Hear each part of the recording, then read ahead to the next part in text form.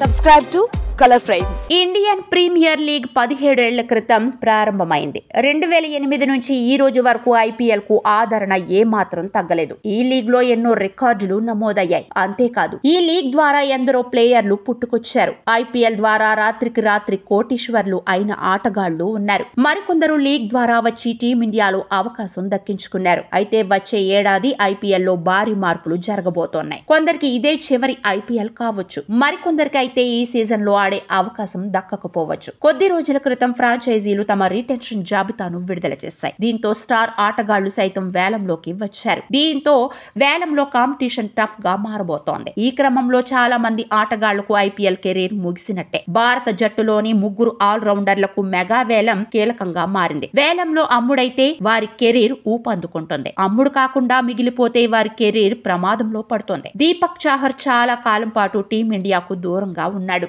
December 2023 నుండి టీ20లో పునరాగమనం చేశాడు. కానీ అతను ఎక్కువ రోజులు జట్టులో స్థిరంగా ఉండలేకపోయాడు. గత 3 ఏళ్లలో దీపక్ కి ఐపీఎల్ మాత్రమే మద్దతుగా నిలిచింది. చాహర్ చెన్నై సూపర్ కింగ్స్ కి ప్రాతినిధ్యం వహిస్తున్నాడు. అయితే వచ్చే సీజన్ కోసం దీపక్ ను సిఎస్కే కొనసాగించలేదు. దీంతో అతని భవిష్యత్తును మెగా వేలం డిసైడ్ చేయబోతోంది. ఒకవేళ వేలంలో చాహర్ కొనుగోలు కాకపోతే అతని కెరీర్ లో ఇబ్బందుల్లో పడే అవకాశం ఉంది. ఎందుకంటే టీమిండియాలో అతనికి ఇప్పటికే దాదాపు తలుపులు మూసుకుపోయాయి. శార్దుల్ ఠాకూర్ చాలా సమర్థుడైన ఆల్రౌండర్. అయితే వచ్చిన అవకాశాలని సద్వినియోగం చేసుకోలేకపోయాడు. దాదాపు ఏడాది పాటు టీమిండియాకు దూరమయ్యాడు. చెన్నై కూడా అతన్ని రిటైన్ చేయలేదు. మెగా వేలంలో అతనికి అవకాశం లభించకపోతే ఠాకూర్ కెరీర్ మసకబారిపోతోంది. విజయ్ శంకర్ 2019 నుంచి భారత జట్టుకు దూరంగా ఉన్నాడు. ఈ సమయంలో అతన్ని ఆర్థికంగా ఐపీఎల్ ఆదుకుంది. అయితే వచ్చే సీజన్ కోసం గుజరాత్ అతన్ని విడుదల చేసింది. ఈ పరిస్థితిలో కొత్త ఫ్రాంచైజీ కోసం అతను వేచి చూడాల్సి వచ్చింది. విజయ్ శంకర్ ను వేలంలో